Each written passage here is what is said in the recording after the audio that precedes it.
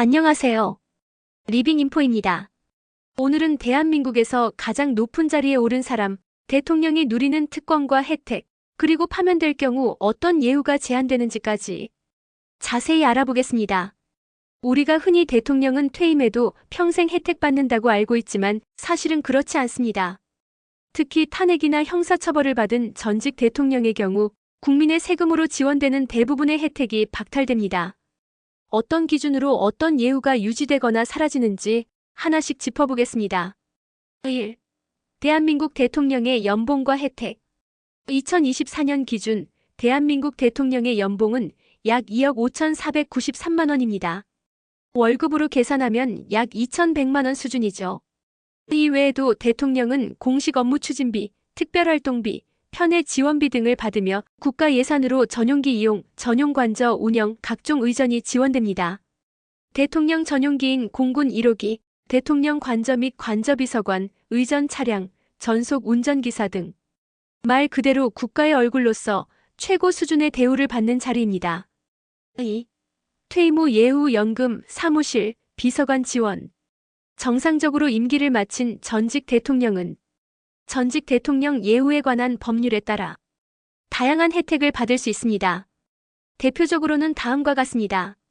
연금 재임 시 연봉의 95% 수준, 약 월 1,390만 원이 정액 지급됩니다. 비서관 및 운전기사, 최대 비서관 3명, 운전기사 1명을 국가가 지원. 사무실 서울이나 지방의 사무실 공간 제공 및 운영비 지원. 의료지원 군 병원 및 국공립병원에서 진료 가능. 교통통신비, 출장비 등 실비 지원. 3. 퇴임 후 경호. 전직 대통령은 퇴임 후에도 최대 10년간 대통령 경호처의 경호를 받습니다. 국가 원수로서의 상징성과 잠재적인 위험 요소에 대비하기 위함인데요. 필요시 5년 연장도 가능합니다. 단 본인이 원하거나 경호처의 판단에 따라 경호 범위는 축소되기도 합니다. 4. 대통령이 파면되었을 경우는 여기서 중요한 포인트입니다.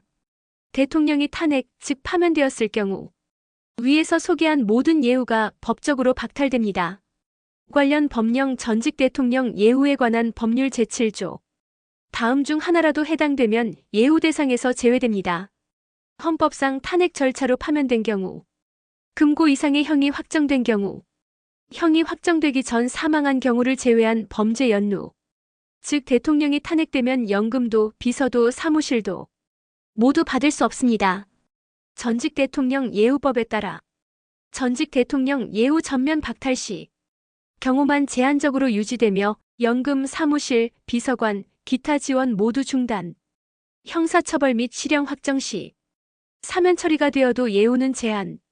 그럼에도 예우가 필요한 이유는 많은 국민들께서 왜 퇴임한 대통령에게 세금으로 지원을 하느냐는 의문을 가지시죠. 하지만 대통령은 국가 기밀을 누구보다 많이 알고 있고 전현직 대통령의 신변 보호와 품위 유지는 국가적 안정성과 외교적 이미지를 위한 필수 조건입니다. 특히 외국의 경우도 비슷합니다.